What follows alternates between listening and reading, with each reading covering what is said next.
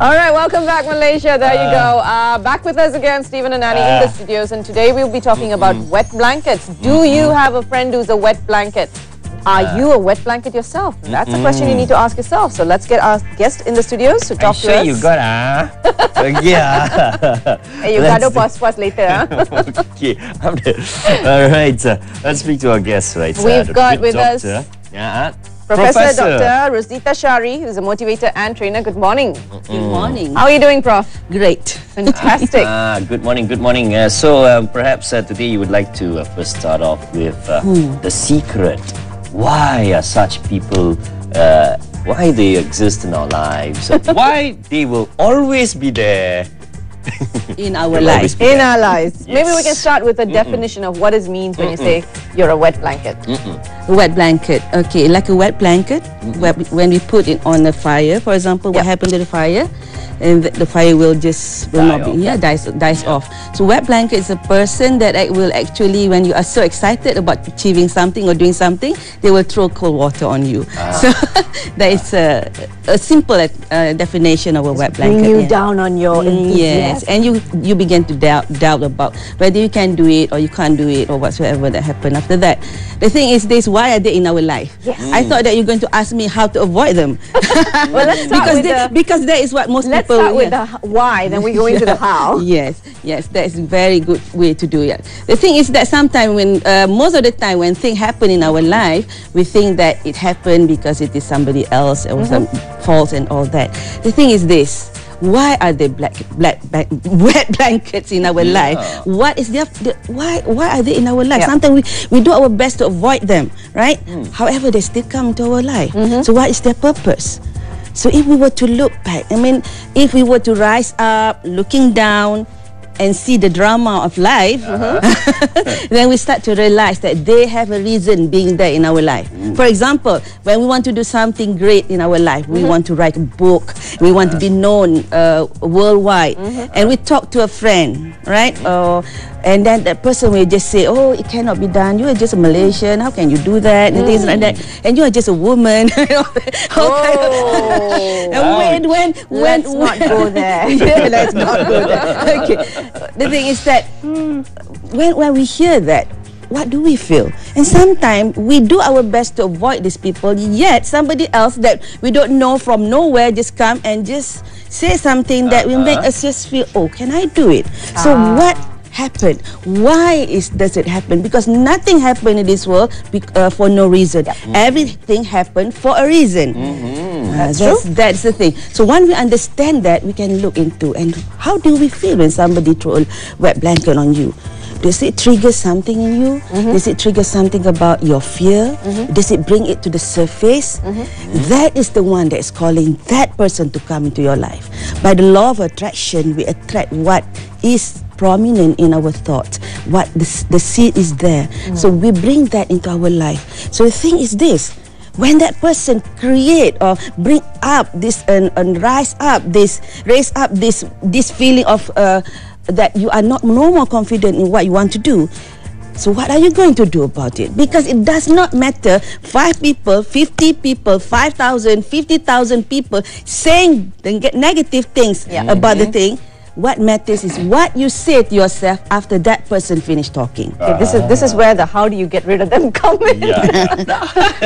How do you actually get rid of them in your life? I mean, do you want to get rid of them, or maybe you would want to change them, isn't it? I mean, if I have a good friend who's a wet blanket and yet I adore her to glory, and I love her to bits, but you know, I don't want to lose my friend just because of one wet blanket just because of her being a wet blanket. But I would like to change her, and I'm quite sure human nature, we can change with a little bit of persuasion. Yes, we can change when the person decides to change, but we cannot change a person. That's true. Okay, so it's a good question. How can we handle these people? Because they are in our life, and most of them, we can say, they are our friends that we feel so dear towards. The thing is, tough love. Tough love. We have to tell. All right. We have to call it gently. Okay. Yes. Because the thing is this: in our life, whatever we do, the way we say things, words that we say, action that we do, all that will make a difference in our life and in the life of the people around us. Because we impact other people, we cannot not communicate. We are always communicating. Even with a smile, we are communicating. Without a smile, we are communicating. Without words, we are communicating. So when the person understands, and this is a tough thing, that's why I say tough love. Love is not this wishy-washy kind of thing only. It is about telling the truth. But tell the truth with compassion. Because, for example, just a person, they mean well, these wet blanketers. Yes. They mean well. They do not want you to go into the place whereby you will definitely, in their mind, will fail. That's true. They are trying to protect you. So from our point of view, it's for us to see them with love and compassion as well.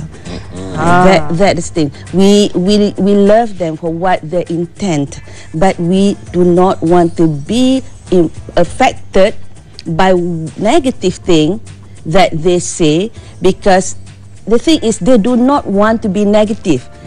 They are like that because of the conditioning and the circumstance. The conditioning, the way they have been brought up, the way the job can also influence a person to look into the negative things before looking into the positive things. The training in the job, for example.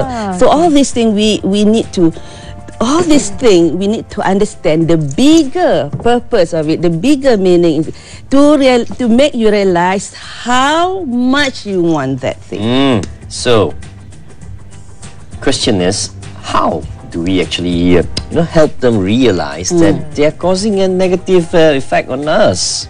The thing is, there's no other way, Stephen, except for we have to tell the truth. Now, I think just echoing on what Stephen asked, I think the biggest problem will be if you have a wet blanket as a spouse. That's something painful. So what do you do? How do you put this across to your spouse saying, I'm trying to achieve things for the family? Wet blankets as a spouse? There's a bigger question to ask. So that how did you attract a wet blanket to be your spouse? No, what I'm trying to say, why are they in your life? That is the bigger question that we need to understand. It's all the love, Prof. It's all the love. The thing is that it is for us to rise above the problem. So these people are preparing us to be better than who we think we are. Because the moment we understand this, maybe they might be throwing something negative or some undesired thing to us, make us feel that we are not comfortable about it. We feel that we are no more confident about it. But the thing is this: we need to know how to rise above that. And how do we handle these people? As the question that I have actually answered a little bit just now. At the same time, tell them gently. Sometimes you have to tell them strongly that they're being negative. Yes. Use the sandwich method. You know what the sandwich method is? The thing is that the sandwich method is this. You say something wonderful about the person, that is true. Yes. Something wonderful about the person, that is true. And then you say something that you want to address. And then you end up with something that is wonderful about the person. So, but never use the word but. When you're saying that, oh, darling, you are such a wonderful person. The other day you helped me, but that kills it. So the thing is, you can say, darling, you are wonderful. You helped me a lot. Now, sometimes when I want to do something, when I am so excited about doing something, that time. Maybe not much, but not many times. But there's sometimes that you throw wet blanket on me, and I feel a little bit sad. It got me to be not confident whatever I do. The thing is this, darling, you are just a wonderful person, and I know you are the shoulder for me to cry on. So that is the sandwich method. Wow. For those of you not so brave to use a sandwich method yet, you can use the Big Mac method. Few more layers before you get to the end. Yes, that is very true. Oh, wow, interesting. Very good, very good. I didn't know the sandwich method. I like it. But now when we talk about people who are negative in our lives, again, we're talking about the law of attraction. It all pretty much circles around the law of attraction, because you are attracting the kind of characters that you constantly think of. If we ourselves are a wet blanket to ourselves, what do we do? How do we change ourselves? I mean, there's nobody who's going to turn around and say, by the way, Annie, I think you're a bit of a wet blanket because, you dumped this on me. But if I realize for myself that I actually am somewhat a wet blanket, maybe not a hardcore, what do I start? Where do I start? There's a scientific name for that: critical thinking. critical thinking it is. Wet blanket We to are being so ourselves, critical right? about ourselves that we analyze until we paralyze. Yeah, the thing is, what I want to suggest is to just go into the powerful you. Go into the experience, the moment, the memory that you have achieved something wonderful, and look from that point of view. Come from that place, and then you will start to realize that you can achieve so many things. The thing is, maybe you have been conditioned to behave this way, to be so critical about yourself. First is to be aware about it, right? And yeah, when somebody say you are a wet blanket to yourself, just see, okay, how truth is that? And then see what can you do? Some people, they go into denial. No, I'm not like that. Yeah. So you will never solve the problem. The problem is that we would want to see how true is that. And when we see how true is that, then we start to take action. The first action is to just love yourself and respect yourself. The thing is, nobody is going to give you love and respect in the true sense until you be able to give it to yourself. That's true. Beautifully said. So that is simple, but it's not easy. Yeah. Simple and powerful. Correct. It is. Yeah. All right, Professor, right, now, is there any special formula or any exercise that we can do to actually shield the negative effects of a wet blanket? You do the Ultraman. Actually, not far from truth. Actually, Seriously. yeah. Actually, in our program, we actually, when I conduct program and touch on this subject, we always help the participants to actually be able to do this exercise.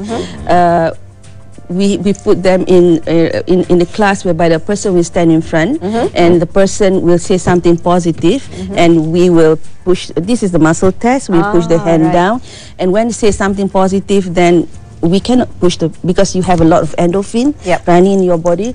And when we say something negative, that person says something negative, then it will just go down. Now, the thing is that we'll ask the person to go out of the room and we talk to the other participants and we say, okay, one moment when the person say, I'm wonderful, I can succeed and all this, you just inside your heart, inside, without even showing on your face, just don't believe the person. Right? And what happened is that the moment I can succeed, I'm a wonderful, and you can feel that the hand just cannot push up anymore. So what we did is that after that we will tell the person what happened, and we get them into the exercise or her into the exercise, whereby we ask them to close the eyes and just visualize himself inside a bubble of loving energy. And just imagine that as if that water, you are under a stream of water coming down into the bubble, and you have this bubble of loving, beautiful, loving energy. And for the Muslim, you can read Fatiha. For the non-Muslim, you can read your prayers. And as you're reading your prayers, you just say one positive thing about yourself, and you just visualize yourself inside that beautiful, loving energy. And what happened to that person in that program? And we asked them to actually say the same thing. I'm wonderful, I'm beautiful, and all. And the participant did the same thing. But he was stronger this time. So this is something that we can do, is using the power of our mind, which is so powerful, and also the power of our heart. That is love. Brilliant. Where it come from. Yes. Besides wanting to go and have a shower right now, I think it's fantastic that what you said, Professor. I think it's beautiful, and the fact that you shared this with us. Thank you so much for your time, and let's just hope that we are able to do something similar with people in our lives who are wet blankets, and maybe, as you mentioned, calmly tell them, very positively tell them, using the sandwich method or the Big Mac method, you know, exactly how they are in our lives. Prof, thank you so much. Thank you.